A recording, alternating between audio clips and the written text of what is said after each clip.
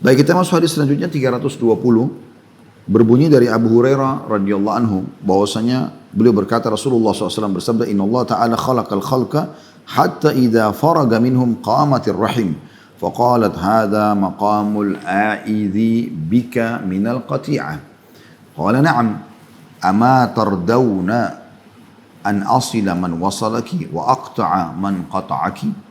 Qalat bala. Qala fadhalika laki. ثم قال رسول الله صلى الله عليه وسلم اقرأوا إن شئتم فهل عصيتم إن توليتم أن تفسدوا في الأرض وتقطعوا أرحامكم أولئك الذين لعنهم الله فأصمهم وأعمى أبصارهم. Sesungguhnya Allah Ta'ala menciptakan seluruh makhluk sehingga ketika dia telah selesai menciptakan mereka, berdirilah rahim lalu berkata, ini adalah tempat yang berlindung kepadamu dari pemutusan rahim atau kekeluargaan. Allah Ta'ala menjawab, ya, tidakkah kamu rela, hai rahim. Allah bicara dengan rahim sendiri. Rahim itu adalah makhluk Allah SWT juga. Kalau aku, kata Allah, hanya besar kata ganti Allah, menyambung orang yang menyambungmu dan memutus orang yang memutusmu. Rahim menjawab, ya. Allah Ta'ala berfirman, itulah bagianmu. Kemudian Rasulullah SAW bersabda, bacalah jika kalian mau, maka apakah sekiranya jika kalian berkuasa, kalian akan berbuat kerusakan di muka bumi dan memutuskan hubungan kekeluargaan? Mereka itulah orang-orang yang dilaknat Allah, lalu dibuat tuli pendengarannya dan dibutakan penglihatannya. Bagi teman-teman yang pegang buku di situ tentu ada ya footnote ya, ada footnote di situ. Dikatakan bahwasanya yang dimaksud dengan jika kalian berkuasa yaitu memegang berbagai urusan orang-orang, punya kedudukan, ya, sehingga mereka sudah punya jabatan, punya jenjang pendidikan, punya harta, punya rumah mewah, mereka putus silaturahim. Nah, ini ancamannya. Jadi tidak boleh orang seperti itu, justru dia harus gunakan demi untuk kebaikan. Kemudian juga potongan dari firman Allah dari sabda firman Allah SWT tadi, dan mereka ditulikan pendengarannya, maksudnya mereka tidak mau mendengar lagi kebenaran. Jadi bukan berarti tidak bisa dengar sama sekali, mereka dengar tapi mereka tidak bisa lagi ya untuk mendengar kebaikan-kebaikan. Baik teman-teman sekalian, kita akan coba ya merincikan sabda Nabi SAW ini. Allah Subhanahu Wa Taala pada saat menciptakan seluruh makhluk, dan makhluk itu bukan hanya sekedar yang kita bisa lihat dengan mata kita seperti misalnya manusia, jin, hewan-hewan, tumbuh-tumbuhan. Tapi ada yang lain. Ada yang lain. Yang lain itu seperti misalnya ya, tidak nampak. Di antaranya sifat-sifat kita, perilaku kita. Ya. Semua itu Allah ciptakan. Di antaranya rahim sendiri. Jadi kita kalau melakukan silaturahim berarti kita sedang melakukan satu perbuatan yang Allah SWT ya, ciptakan perbuatan itu untuk mendekatkan diri kepadanya. Terbukti dalam hadis ini dikatakan oleh Nabi SAW pada saat Allah sudah selesai menciptakan seluruh makhluk, maka berdirilah rahim. Bagaimana bentuknya Allahu a'lam. Tapi rahim mengatakan, ya Allah, bagaimana kedudukan orang yang memutusku? Ada hubungan kekerabatan tapi tidak mau dilanjutkan gitu ya. Maka berkatalah Allah Subhanahu Wa Taala, bukankah kau mau aku menyambung dengan orang yang menyambungmu dan memutus hubungan dengan orang yang memutusmu? Maka kata rahim, iya. Maka Allah SWT mengatakan padanya, itu bagian darimu. Artinya orang kalau selalu peduli dengan kekerabatan, ya, misalnya kedua orang tuanya, kakek neneknya, paman-pamannya, tantenya, sepupunya, semua ini ya, saudara-saudaranya, semua ini teman-teman sekalian adalah rahim. Dan kalau orang peduli dengan mereka, maka secara otomatis Allah pun akan menyambung hubungan dengannya. Maksudnya Allah akan penuhi kebutuhan-kebutuhannya. Tapi kalau dia putus rahim tersebut, maka Allah pun akan memutus dengan dia. Lalu Nabi SAW merincikan apa yang dimaksud dengan diputus oleh Allah SWT. Beliau membaca firman Allah Subhanahu Wa Taala yang tadi berbunyi, dan maka terjemahnya, maka apakah sekiranya jika kamu berkuasa, kalian akan berbuat kerusakan di muka bumi dan memutus hubungan kekeluargaan. Begitu sudah punya jabatan, punya nama, akhirnya sudah, ya, tidak mau tahu lagi kerabatnya, tidak mau tahu lagi hubungan kekerabatan yang harusnya dia bisa jaga, ya. Nah, ini satu hal yang luar biasa sebenarnya, banyak terjadi fenomenanya, ya. Tadi sudah saya kasih contoh, ada yang lebih parah, mereka merusak hubungan dengan kedua orang tua, bahkan sampai membunuh orang tuanya, ya. Ada juga yang memutus saudaranya, ada yang memutus pamannya, ada yang memutus, ya, ponakan-ponakannya. Ini semua hal-hal yang harus diperhatikan. Dalam riwayat Bukhari ditambahkan, tentu di sini dalam ayat tadi belum saya selesaikan, surah Muhammad ayat 22 sampai 23. Kata Nabi SAW, bacalah kalau kalian ingin, orang yang memutus silaturahim itu pasti akan dihukum oleh Allah SWT, dan kalau yang menyambung Allah akan sambung hubungan dengannya. Firman Allah SWT, maka apakah sekiranya jika kalian berkuasa, kalian akan berbuat kerusakan di muka bumi dan memutus hubungan kekeluargaan. Mereka itulah orang-orang yang dilaknat Allah. Makna laknat diangkat berkah hidupnya, lalu dibuat tuli pendengarannya. Maksudnya tidak akan bisa mendengarkan lagi kebenaran. Jadi kalau Anda, masalah-masalah Anda hadapi, Anda coba muhasabah. Pertama sekali Anda coba cek hubungan Anda sama Allah Subhanahu Wa Taala sudah bagus belum. Kemudian setelah itu hubungan dengan kerabat-kerabat. Nah, ini penting, hubungan dengan kerabat-kerabat. Karena hubungan sama kerabat baik, maka akan baik insya Allah. Biidznillah, ya. Karena ini bahkan kita bisa menerima kebenaran-kebenaran nanti pada saat ya, disampaikan. Allah SWT tidak tulikan pendengaran, tapi Allah akan tulikan orang yang memutus silaturahim. Selanjutnya hadis nomor 300, masih ada dalam riwayat Bukhari lanjutannya. Faqala Allah Ta'ala, man wasalaki wasaltu wa man qata'ati qata'tuhu. Man qata'aki qata'tuhu. Maka Allah Ta'ala berfirman, siapa yang menyambungmu, maka aku akan menyambungnya, dan siapa yang memutusmu, maka aku akan memutusnya. Ya. Ini makna daripada rahim tadi. Selanjutnya teman-teman sekalian, kita akan masuk ke hadis nomor 321 yang berbunyi dari Abu Hurairah radhiyallahu anhu bahwasanya Rasulullah, beliau berkata, ja'a rajulun ila Rasulillah sallallahu alaihi wasallam faqala, ya Rasulullah, man ahaqqun nasi bi husni sahabati? Qala ummaka atau ummuka.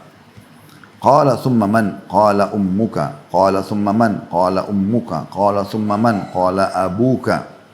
Hadis ini riwayat Bukhari Muslim. Artinya, ada seseorang laki-laki datang kepada Rasulullah SAW lalu bertanya, wahai Rasulullah, siapakah orang yang paling berhak mendapatkan perlakuan baik dariku? Maksudnya aku prioritaskan pada saat butuh bantuan-bantuan. Maka beliau SAW menjawab, ibumu. Lalu dia berkata, kemudian siapa? Beliau mengatakan, ibumu. Kemudian orang itu bertanya lagi, kemudian siapa? Kata Nabi SAW, ibumu, 3 kali. Lalu kemudian dia berkata lagi, kemudian siapa? Lalu Nabi SAW mengatakan, ayahmu. Nah. Saya baca dulu riwayat yang lain juga ada, mirip dengan ini baru kita jelaskan insya Allah. Yaitu berbunyi, ya Rasulullah, orang itu mengatakan, ya Rasulullah, man ahaqqun nasi bihusni suhbati? Qala ummuka, thumma ummuka, thumma ummuka, thumma abuka, thumma adnaka adnak. Wahai Rasulullah, siapa yang paling berhak mendapatkan perlakuan baikku? Beliau menjawab, ibumu, kemudian ibumu, kemudian ibumu, kemudian ayahmu, kemudian orang yang terdekat denganmu, lalu orang yang terdekat denganmu. Imam Nawawi menuliskan as-sahabah semakna dengan as-suhbah, artinya perlakuan. Kalimat thumma abaka, kemudian ayahmu dibaca, ya, seperti kalau asumsinya thumma bir abak, kemudian perlakukan baik ayahmu. Hadis ini teman-teman sekalian perlu kita rincikan, yang dimaksud adalah perlakuan. Misal, seorang anak diminta tolong oleh ibunya, mengatakan, nak tolong ambilin saya air itu. Si ayah mengatakan, nak tolong ambilin ayah air itu. Ibu mengatakan, ayah juga mengatakan. Siapa yang didahulukan? Ibu. Ya. Dalam pelayanan ibu. Tetapi saya melihat di tengah-tengah masyarakat kita banyak sekali orang yang menyalahgunakan hadis ini. Terutama di kalangan ibu-ibu. Ya. Bentang-bentang dia sudah status ibu, lalu dia mengatakan, ingat nak ya, ibumu, ibumu, ibumu. Selalu begitu. Jadi seakan-akan tidak apa-apa kok kurang ajar sama ayahmu. Dan itu banyak terjadi. Padahal sebenarnya butuh rincian. Ini dalam pelayanan. Ada hal-hal yang tidak boleh sama sekali ibu ikut campur. Seperti misalnya masalah penisbatan nama. Tetap anak itu dinisbatkan kepada ayahnya. Tidak mungkin pindah ke ibu walaupun ibu mengandungnya 9 bulan. Kemudian juga wali pernikahan bagi anak perempuan. Ini banyak terjadi nih.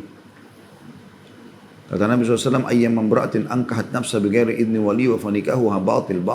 Perempuan manapun yang coba-coba menikahkan dirinya tanpa izin walinya, ayahnya, maka nikahnya batal. Jadi walaupun ibunya setuju 1000 kali, tetap nggak bisa. Banyak laki-laki begitu ya.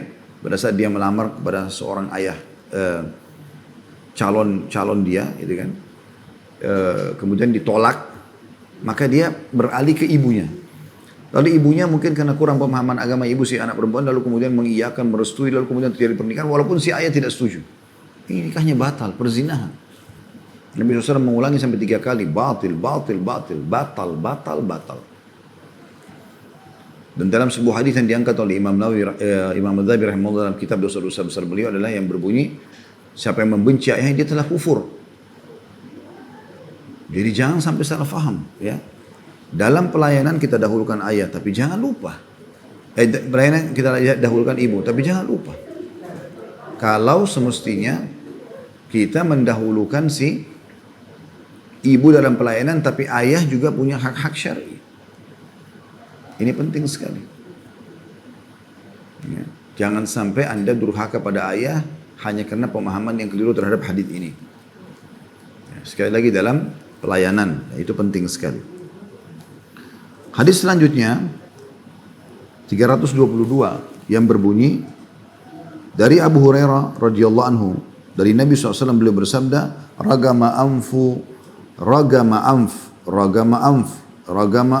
man adraka abawaihi indal kibar ahaduhuma aw kilahuma falam yadkhulil jannah. Artinya sungguh hina, kata Nabi SAW, sungguh hina. Nabi ulangi lagi, sungguh hina sampai 3 kali. Ada footnote nomor 321 di bawah, ragama anfu fulan, ya, kalimat ini sungguh hina ini artinya adalah hidung si fulan menempel dengan tanah. Ini merupakan kiasan yang menunjukkan kehinaan. Jadi orang Arab kalau mau membahasakan orang itu terhina, dia mengatakan hidungnya tertempel dengan tanah. Ini mirip dengan sabda Nabi SAW, ragama anfu mri'in man idza sami'tu dzukira inda wa lam yusallim alayya. Sungguh terhina seseorang yang mendengarkan namaku disebutkan di sisinya, di hadapannya, kemudian dia pun tidak mengucapkan salam kepadaku sallallahu alaihi wasallam. Ini sama. Maka Nabi SAW ulangi 3 kali. Sungguh terhina. Siapa ini? Kata Nabi SAW, orang yang mendapatkan kedua orang tuanya saat lanjut usia. Kalau muda biasanya orang dapatkan gitu kan. Tapi pada saat kita sudah mulai besar, orang tua kita pasti sudah tua. Baik salah satunya maupun keduanya. Tetapi orang itu tidak masuk surga karena keduanya. Hadis ini diriwayatkan oleh Imam Muslim. Hadis ini memberikan pelajaran penting kepada kita teman-teman sekalian tentang masalah bagaimana seseorang di antara kita itu akan mendapatkan surga hanya, atau salah satu solusinya, jalan terbaik adalah dengan bakti kepada orang tua. Mereka adalah kunci daripada ya, kita bisa masuk ke dalam surga. Tentu dengan beriman kepada Allah SWT. Kalau orang kafir tidak bisa walaupun dia bakti sama orang tuanya ya. Tapi di sini teman-teman sekalian kita bisa lihat bahwasanya dijamin oleh Nabi SAW pemahaman hadis ini ya. Terhina orang yang mendapatkan kedua orang tuanya tua kemudian tidak membuatnya masuk dalam surga. Maksudnya seharusnya bisa membuat dia masuk dalam surga dengan cara berbakti. Banyak kisah masyhur dengan masalah ini. Ya, kita sudah tahu kisah 3 orang yang terkurung dalam gua. Kemudian mereka nggak bisa keluar karena hujan deras. Habis itu apa yang terjadi? Masing-masing mengatakan kita cerita sekarang. Kita sampaikan apa yang terbaik dari amal-amal kita. Ya. Salah satunya mengatakan, saya ya Allah pernah punya orang tua yang saya selalu kalau pulang habis gembala kambing, saya perahkan susu buat mereka. Kemudian saya pun ya memberikan susu itu kepada mereka berdua. Satu hari saya pernah pulang, ternyata mereka sudah tidur dan saya tidak ingin mengganggu tidur mereka. Maka saya pun memegang dari malam sampai pagi, sampai mereka bangun. Setelah itu saya pun menyodorkan susu tersebut. Ya. Dalam beberapa riwayat yang lain, kalau saya tidak salah pernah saya baca itu, sampai anak saya pun menangis merengek karena kelaparan di bawah kaki saya, tapi saya tidak memberikan, sampai kedua orang tua saya berikan terlebih dahulu. Ya, pada saat itu mereka atau orang ini mengatakan, ya Allah, kalau seandainya itu yang saya kerjakan adalah baik, ya, amal soleh yang bisa engkau terima, maka keluarkanlah kami dari gua ini. Maka pecahlah batu tersebut, ya, yang membantu mereka nanti bisa keluar, walaupun memang ketiga-tiganya harus menyebutkan dulu. Yang satu juga kisah masyhur sudah, ini sudah sering kita ulangi juga ya. Yang satu itu karena pernah menyukai seorang wanita, kemudian dia sangat jatuh cinta dan dia berapa kali menawarkan untuk berzina, tapi perempuan ini nolak. Satu waktu karena perempuan ini butuh uang, akhirnya datang terpaksa menyerahkan diri. Kemudian perempuan itu mengatakan, bertakwalah kepada Allah, jangan kau letakkan cincin kecuali pada tempatnya, gitu kan. Maksudnya jangan berzina. Maka saya pun tinggalkan. Akhirnya Allah juga memecahkan batu, tapi belum bisa keluar. Nanti yang ketiga, punya seorang pegawai, ya, yang tiba-tiba pergi, kemudian gajinya disimpan oleh atasannya atau pemilik peternakan tersebut, lalu dia belikan beberapa hewan ternak, lalu dia ternakkan. Niatnya karena lillahi ta'ala, memperbanyak hewan ternak pegawainya tadi. Ya, setelah beberapa tahun datang pegawai tersebut mengatakan, wahai fulan, bertakwalah kepada Allah, berikan hak saya dulu yang pernah saya belum ambil, gitu ya. Maka dia pun berkata, apakah kau lihat lembah itu? Kata dia, iya, penuh dengan hewan-hewan ternak. Kata dia, itulah gajimu dulu, saya berikan hewan ternak, lalu sekarang berkembang biak. Ambillah. Maka dia pun mengambil tanpa menyisakan satu ekor pun sebagai balasannya. Kalau itu ikhlas karenamu ya Allah, keluarkan kami dari gua ini. Maka pecahlah batu tersebut setelah tiga-tiganya. Yang satu cerita tentang bakti tadi kepada orang tuanya, yang satu cerita tentang perzinahan yang tidak terjadi, kemudian yang satu lagi cerita tentang bagaimana pegawainya yang dia berikan haknya, bahkan dia memperbanyak gajinya, sehingga Allah Subhanahu wa taala memecahkan batu yang menutup gua dan mereka bisa keluar. Nah, ini termasuk juga dalam bahasan kita tentunya, ya. Ini bahasan penting teman-teman sekalian. Ya, Nabi SAW betul-betul membahasakan sampai 3 kali terhina. Banyak anak-anak begitu, kalau ibunya, ayahnya telepon, mereka malah merasa gelisah. Sudah ya ayah, sudah ibu ya, dimatikan. Tapi kalau partner bisnisnya, teman-temannya, mereka luar biasa pedulinya. Islam menolak semua itu. Saya dulu pernah punya seorang dosen di waktu masih S1 di Madinah. Saya ingat benar, beliau pernah cerita waktu itu beliau datang ke Eropa. Saya lupa apakah itu untuk daurah, pesantren kilat, atau memang beliau datang sama keluarganya. Intinya dia bilang, saya di Jerman, kemudian saya mau menyeberang jalan. Kemudian ada satu nenek sudah sangat tua, rambutnya putih, ya, sudah bungkuk. Dan tidak ada satupun, ya, mobil yang memberikan kesempatan dia untuk berhenti untuk memberikan dia jalan. Sampai akhirnya kata dosen kami ini, saya pun datang, saya kebetulan sama istri saya, lalu istri saya memegang tangan si nenek tadi, tanpa kita melihat ini orang muslim atau bukan, karena memang Islam mengajarkan seperti itu.